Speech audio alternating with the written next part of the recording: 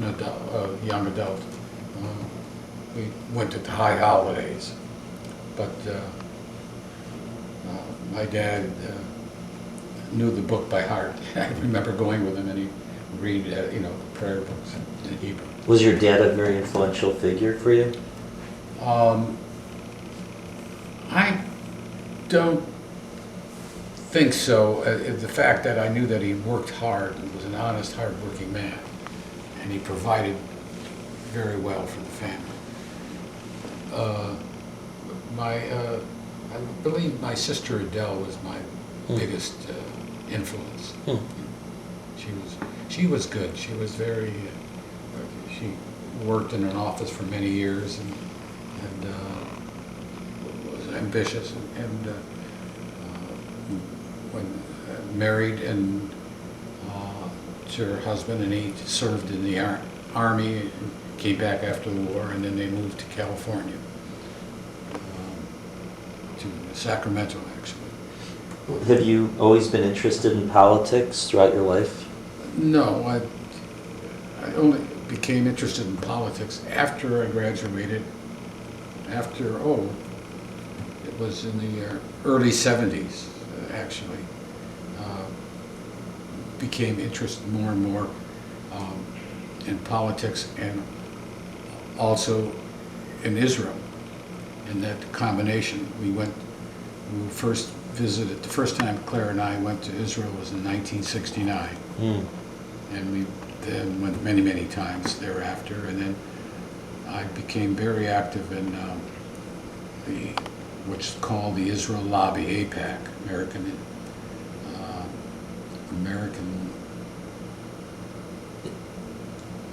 American Israel Political. Yeah, American Political Action Committee.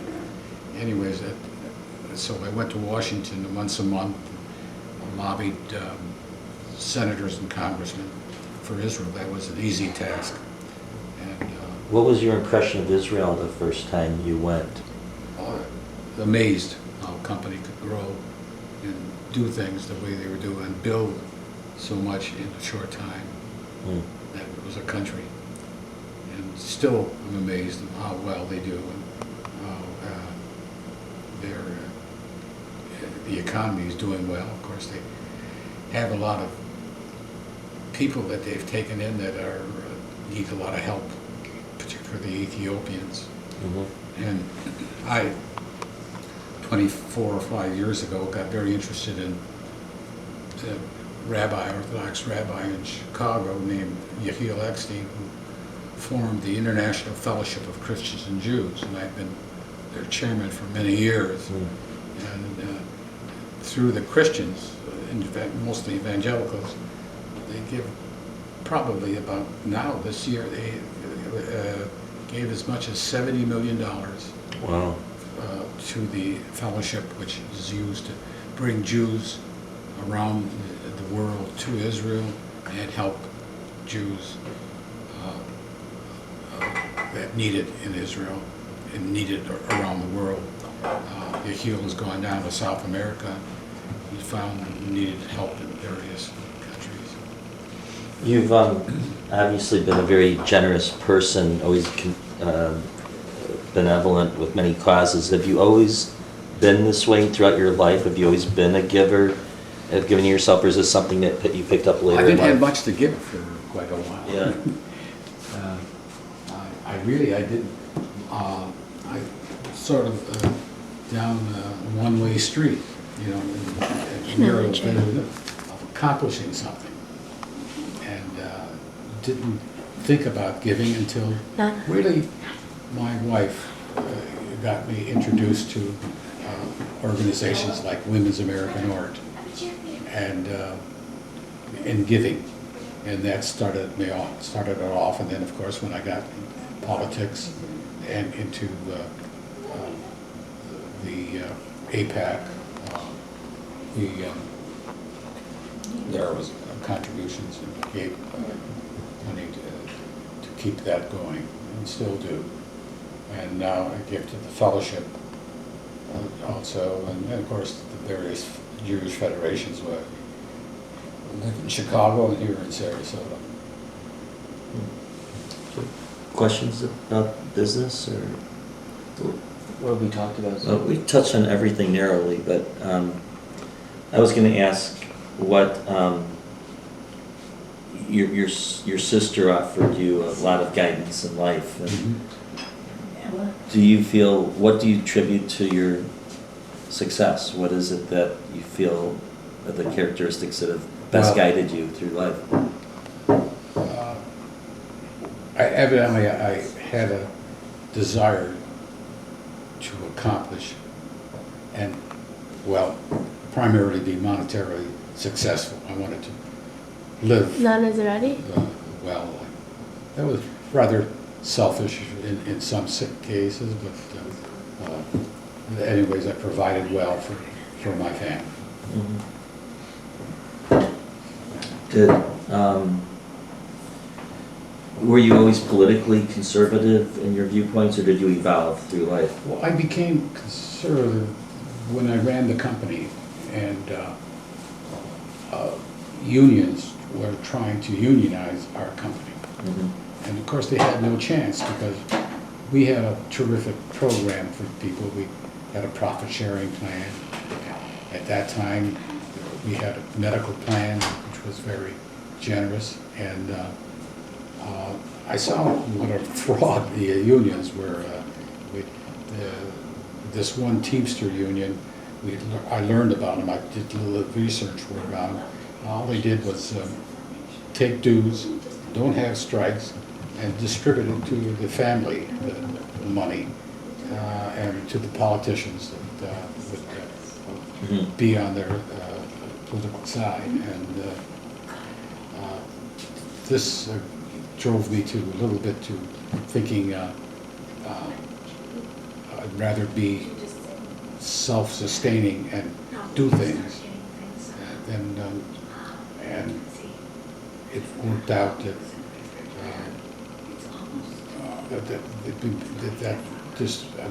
my disillusionment of unions. When I was in college, I thought the unions was a great thing for the people. Really, at a certain point, their usefulness was not needed, and they were fraudulent as far as I was concerned. So that just drove me to the. You were exposed to the slaughterhouses when you were with Swift Company. Yeah. Did you actually experience the slaughterhouses? No, because I was working in research, chemical research. They were on the property. That is something I'll never forget, working in the stockyards. I lived in Hyde Park, and I took an elevated into the stockyards. It's a city in itself. It was marvelous. I'll never forget it. Spent the day working there and eating, and it was a real enterprise. What was it like? The stockyards? What? It was like a little city in itself. The Roma was a little strong, but at times, but you got used to that. They had restaurants there, and of course they had Armour was there, and several other meat packing companies there, Swift and Company, and they had buildings and offices and research and laboratories, which I was. The concept was that the cattle or the hogs were shipped in by rail, live or dead. Yeah, I guess so. That's right. I didn't pay much attention to that, but that was it. But it was interesting being there and watching what goes on, the city in itself.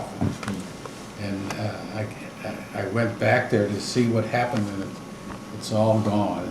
It's all rebuilt. Absolutely.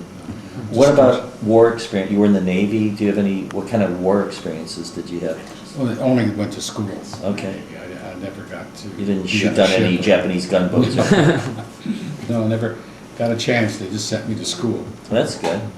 And you were in the Navy? And yeah. What did you study? Well, actually, it was radar. Primarily radar and radio, which I really wasn't interested, but they wanted me to do this. As a matter of fact, I don't know if he was in my class or I know he was at Navy Pier with me. We were going to school there during the war.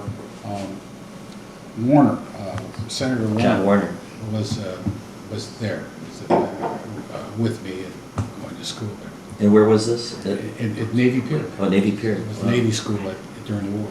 Hmm. And I remember marching up the outer drive to go to the athletic club. We did our exercising there. Hmm. And then used Grand Park. We had a softball league, so we played in that. I went to school. And when did you first, living in the south side in Hyde Park, is that where you began your lifelong love of the White Sox? Yes, there and also the Chicago Cardinals. They're still, the football team was there playing. The White Sox, I really got involved when I went to the World Series in 1959. Still, I was still with my old company, original company, and we were invited to the games, and from that point on, I was the White Sox. What are your memories from that World Series? And Just that they won the first game 11-0, and I saw a few home runs by White Sox, but unfortunately they lost the series. to the Pirates? Los Angeles Dodgers. Okay. And Mitch, come in with questions if you have your own questions, but I wanted to ask about business and how, what was it that, what was your vision for your business when you went off on your own? And did you meet your vision, or how did it? When I started business, I did my lab work in the kitchen. I had ideas.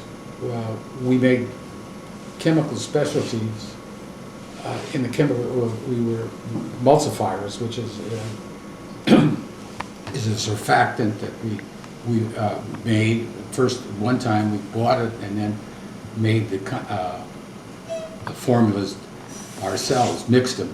But then when we grew large enough to build our own reactors, we made our basic chemicals ourselves and had our own siding, railroad siding, and brought in things by siding and by tank truck and sold by tank truck. One of the things that we developed with Procter & Gamble was a product called Bounce, and the Bounce was our chemistry, and that really made our company. I mean, we were shipping out several tank trucks a day to make for Bounce. What year did you come out with Bounce, approximately? It was middle 70s. Mid-70s. What do you remember when you came up with the formula for Bounce?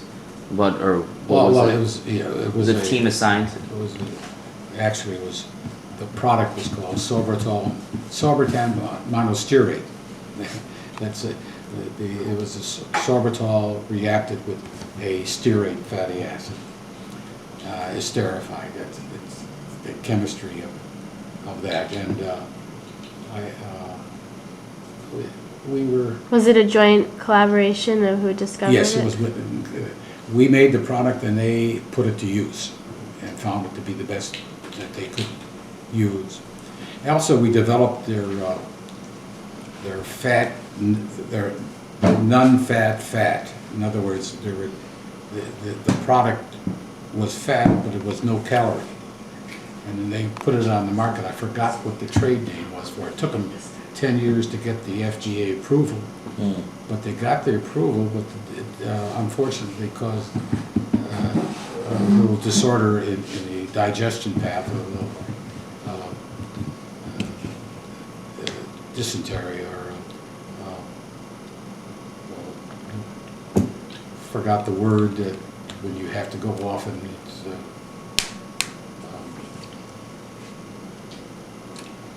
when you, Claire, what is it when you have to go to the bathroom too often? Diarrhea. Diarrhea. Laxative. Huh? That's what it was. Huh? The Olestra? Yeah, It caused Elestra. people to have Elestra, wasn't it? Olestra. Yeah, that was the product. It caused people to have what? Diarrhea.